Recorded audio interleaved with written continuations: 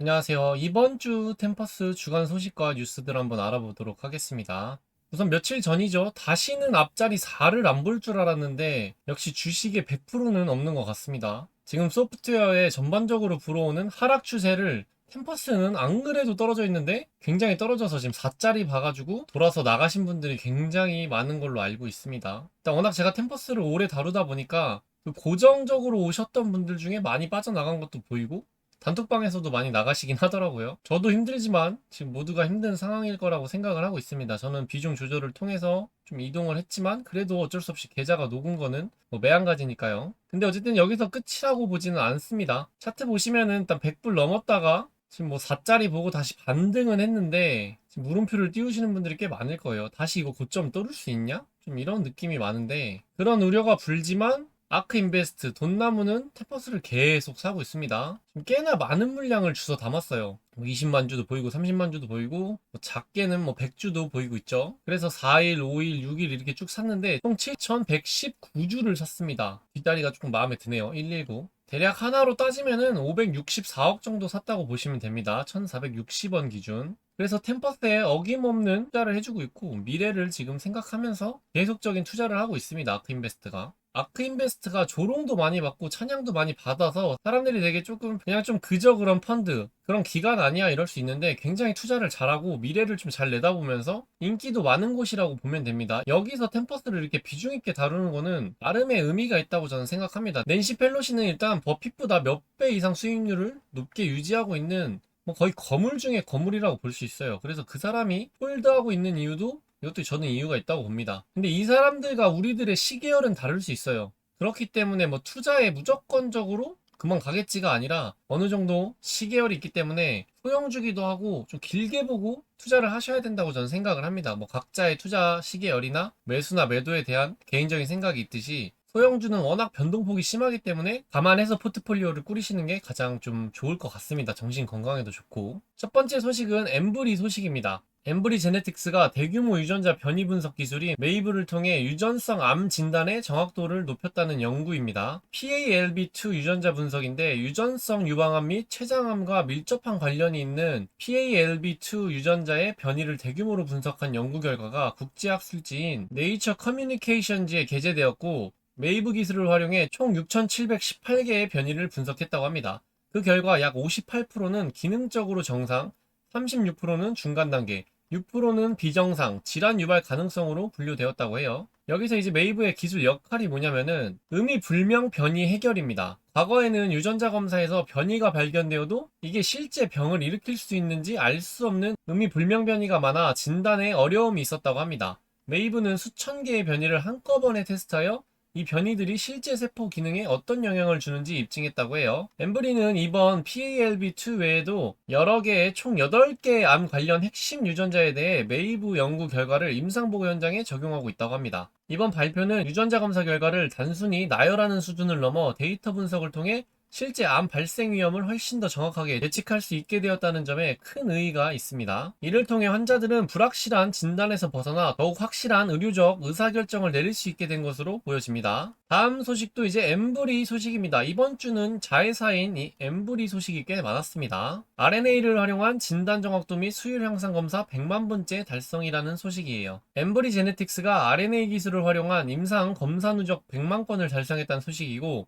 엠브리는 DNA와 RNA를 동시에 분석하는 기술을 통해 누적 100만 건의 검사를 수행하며 이 분야의 선구적인 위치를 확인했습니다.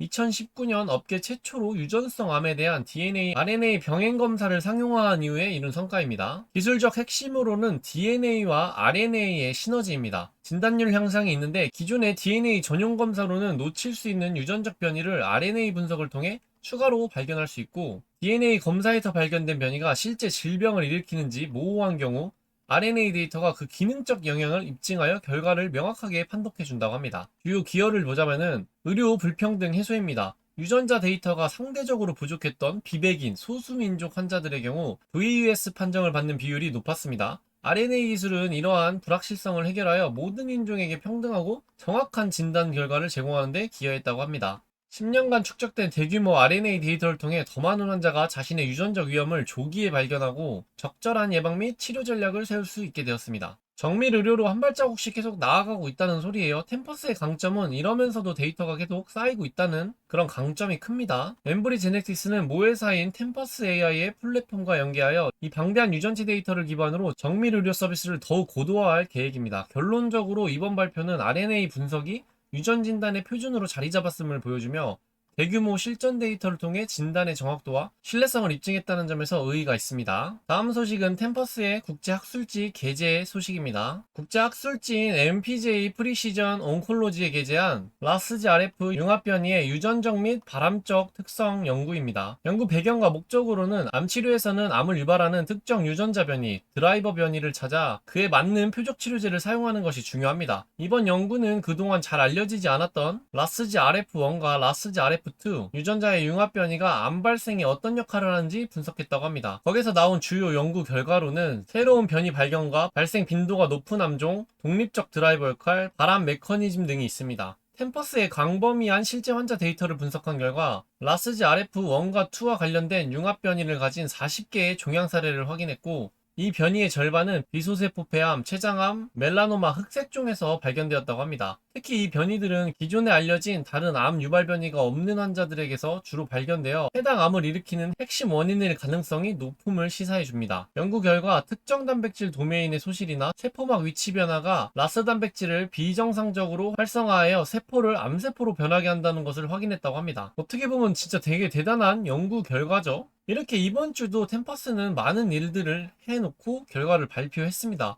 그것과 다르게 주가는 많이 내려왔지만요. 치료 가능성 정도를 보자면은 표적 치료를 시사해줬습니다. 연구 모델에서 이 변이를 가진 세포들이 맵K 경로 억제제에 민감하게 반응하는 것을 확인했고 이는 향후 해당 변이를 가진 희귀암 환자들에게 새로운 표적 치료 옵션이 될 수 있음을 의미해 줍니다. 여기서 데이터의 가치가 한 번 더 드러나는데 템퍼스가 보유한 대규모 데이터를 통해 희귀한 유전자 변이의 특성을 규명하고 이를 실제 임상치료 전략으로 연결할 수 있는 근거를 마련했다는 데 의의가 큽니다. 이 템퍼스가 가지고 있는 데이터는 멀티모달 데이터예요. 데이터 쪼가리 하나하나가 아닙니다. 이 데이터라고 모두가 중요한 게 아니고 이 데이터를 이미 어떻게 다루면서 가공을 해놨느냐가 중요합니다. 템퍼스는 멀티모달 데이터로 연결되어서 하나의 데이터로 만들어 놓은 그런 회사가 있는 기업이기 때문에 그냥 데이터 하나하나 모여있는 이런 데이터들과는 좀 달라요. 제타 같은 경우도 하루에 수조 개의 데이터가 쌓인다고 합니다. 그걸 이제 어떻게 가공해서 만들었냐가 중요한데 템퍼스는 그걸 멀티모달 데이터로 모두 다 연결해 놓은 데이터라 굉장히 가치가 높습니다. 제타 데이터보다 가치가 높은 데이터라고 볼 수 있어요. 원래 이 데이터에서는 의료용 데이터, 이 의료가 되게 보수적이고 요구하는 것도 많고 그게 다 연구 결과, 뭐 임상 결과, 뭐 그런 것들에서 파생돼서 나와야 되기 때문에 굉장히 까다롭고 프라이버시가 높습니다. 그렇다는 거는 가격도 높다는 거고 마진도 높다는 거예요. 그래서 템퍼스의 데이터 마진은 70%가 넘기 때문에 이게 이제 3분기 때는 살짝 내려갔는데 그건 투자 때문에 단기적인 거고 결국에는 이 70%라는 게 유지되면서 데이터의 가치가 올라가면서 성장률까지 따라 올라온다? 이러면은 그때부터는 좀 폭발적인 상승이 나올 수 있는 촉매제라고 생각하고 있습니다. 뭐 그거에 따라 붙어서 흑자 전환도 좀 가시화가 돼야겠죠. 가이던스 같은 걸로. 요약하자면 템퍼스는 자사의 정밀 의료 데이터를 활용해 희귀 암 유발 인자인 라스지 RF 융합 변이의 메커니즘을 밝혀냈으며 이것이 새로운 암 치료의 표적이 될 수 있음을 입증한 연구입니다. 이러다가 이제 뭐 템퍼스가 암을 정복한다. 암 뭐 머지 않았다. 이제 정복할 수 있다. 인류가 정복한다. 이런 소식 떠서 모멘텀이 여기로 오면 굳이 템퍼스가 뭐 꼭 얘네가 암을 정복하는 건 아니더라도 이 암 이슈가 불어올 때도 갈 수 있고 의료 AI 불어오면 당연히 갈 수 있는데 의료 AI가 가장 마지막 AI로 발전할 것 같아요. 엔비디아라든지 마소라든지 여러 군데서 의료 AI는 계속 관심을 갖고 있는 분야입니다. 아직 바람이 안 불어서 그렇지 결국에 한번 불면 같이 갈 수 있다는 그런 모멘텀이 아직 저한테는 꺾이지 않았기 때문에 그 시나리오는 유효합니다. 여기에 뭔가 무너지는 것들이 있다면 당연히 폐기돼야 될 시나리오고 그거에 따라서 비중을 줄이던가 완전 매도가 이루어지거나 뭐 그렇게 되겠죠. 그렇지만 아직까지는 뭐 시나리오가 유효하고 주가는 움직였지만 기업은 계속 갈 길을 가고 있습니다. 근데 그거를 이번 실적에서 조금 더 보여주고 가이던스로 명확히 해줘야지만 트리거 타고 조금 반전을 노려볼 수 있을 것 같고, 그게 아니라면은 새로운 AI 모델이라든지 뭐가 나와야 될 것 같아요. 안 그러면 제가 멤버십 영상에서도 여러 번 말씀드렸지만 시계열이 좀 길어지게 봐야 될 것 같다. 템퍼스가 나쁜 기업은 아니에요. 그렇지만 우리는 나쁜 기업, 좋은 기업도 있지만 조금 더 수익성을 빨리 가져다 줄 기업, 그것도 굉장히 중요하잖아요. 뭐 10년 뒤에 뭐 좋아지겠죠, 당연히. 엄청나게 상승하겠지만 우리는 빠른 상승을 원하잖아요, 일단 기본적으로. 그렇기 때문에 비중을 좀 나눠가지고 빠르게 갈 것과 장기적으로 갈 것과 대형주라든지 중소형주 나눠가지고 포트폴리오 구성을 조금 하면서, 이럴 때 변동폭이라든지 위험성을 줄이고 다른 거 차익 실현해서 조금 물타고 뭐 이런 기술적인 것도 노려볼 수 있는 기회이지 않나 싶습니다. 저는 매수 매도의 추천을 절대 하는 게 아니고 그냥 지금 투자하고 있을 때 자기의 포트폴리오에서 이런 상황 때 그런 전략이 나올 수 있다에 대한 가정을 말씀드린 거예요. 제가 일반 영상으로 얘기 드리고 있는 거는 기업의 회사 뉴스, 소식, 뭐 악재가 있으면 악재, 호재가 있으면 호재, 뉴스들, 기업이 뭘 하고 있는지에 대한 추적에 관련된 컨텐츠이기 때문에 매수 매도에 대한 뭐 그런 관련 컨텐츠는 아닙니다. 다루고 있는 기업들이 애초에 시총이 조단이기 때문에 뭐 제가 이거를 누군가가 사서 더 좋고 팔아서 더 나쁠 건 없습니다. 어차피 개인이 흔들만한 그런 것들이 아니기 때문에 그 점을 꼭 명시해 주셨으면 좋겠습니다. 저도 그냥 같이 함께 투자하고 있는 실전 투자자의 한 명으로 봐주시면 감사하겠습니다. 이번 주 소식은 짧게 여기까지만 다뤄보도록 하겠습니다. 소프트웨어 전반적인 하락세가 지속되면서 조금 너무 큰 하락이 갑자기 발생돼서 소프트웨어를 대표하는 팔란티어 전고점 대비 30% 하락을 했더라고요. 그런 와중에 템퍼스는 이미 좀 하락세를 지속으로 막고 있었는데 상처에 좀 모래랑 소금을 뿌린 격으로 함께 떨어지게 되었습니다. 그렇게 해서 과매도가 나왔는데, 저는 오히려 이렇게 섹터 전반에 큰 하락이 있은 다음에 목석 가리기가 진행되고 물이 다 빠진 상태에서 빨개 벗은 사람들이 누구인지 좀 확인이 되고 다시금 물이 차서 새롭게 좀 탄탄하게 올라갔으면 하는 마음이 있습니다. 회사의 펀더멘탈, 미래는 뭐 훼손된 게 없고 지금 회사는 하던 대로 잘하고 있습니다. 캠퍼스가 10년 동안 인프라와 그런 신뢰관계, 의료가 되게 보수적인 집단이거든요. 그 인프라 깔기 위해서 되게 많은 노력을 해왔습니다. 그렇게 해서 벌어진 10년이고 앞으로 10년은 발전하는 10년이 될 거라는 CEO의 좀 공언이 있었습니다. 그러면서 이번 10년 안에 돈도 벌고 엄청난 좀 상승들이 여러 번 나올 수 있을 거라고 좀 기대해 볼 만한 기업이에요. 그래서 장기적인 관점에서는 저는 훼손이 없어서 계속 들고 갈 것 같습니다. 그런 시나리오가 유지되는 한. 그래서 이번 실적 발표 때 SBC라든지 뭐 미래 가이던스 제시라든지 뭐 여러 가지를 좀 포함해서 봐야겠지만, 실적 발표 전에 제가 멤버십 영상으로 항상 하는 뭐 실적 발표가 어떻게 될 거고 기대할 수 있는 게 뭐고 근거가 뭔지 좀 정리를 먼저 해보도록 하겠습니다. 그리고 실적 발표 후에는 실적 발표 정리해서 가져오고요. 그 일반 영상으로. 제가 다음 주에 이제 휴가를 가서 다음 주에 주간 뉴스는 아마 건너뛰고 그 다음 주에나 영상을 올릴 수 있을 것 같습니다. 좀 장이 너무 어지러울 때 저도 아무래도 피로감이 높다 보니까 좀 힘들어서 이럴 때 기업의 공부를 좀 더 하고 독서를 좀 하고 여행을 가는 편입니다. 여행을 주로 좀 이용하는 편이어서 좀 가서 쉬면서 정리도 하고 책도 읽고 기업을 좀 더 공부하는 시간을 좀 갖고 와야 될 것 같아서 다음 주는 쉬고 그 다음 주에 좀 더 좋은 소식들과 함께 가져오도록 하겠습니다. 다음 주 좀 전반적인 상승이 나와서 주주분들이 한숨 났으면 하는 마음이 있네요. 저도 같은 주주로서 요즘에 좀 암담하긴 합니다. 그래도 뭐 그게 투자의 일부니까 뭐 어쩔 수 없다고 생각을 합니다. 워렌 버핏도 물리고 마이너스 50%도 맞아보고 뭐 그렇게 해서 왔다 갔다 하는 시장이기 때문에 100% 제가 다 맞을 수 없다라고 저는 항상 생각을 합니다. 그렇지만 내 시나리오는 확인하고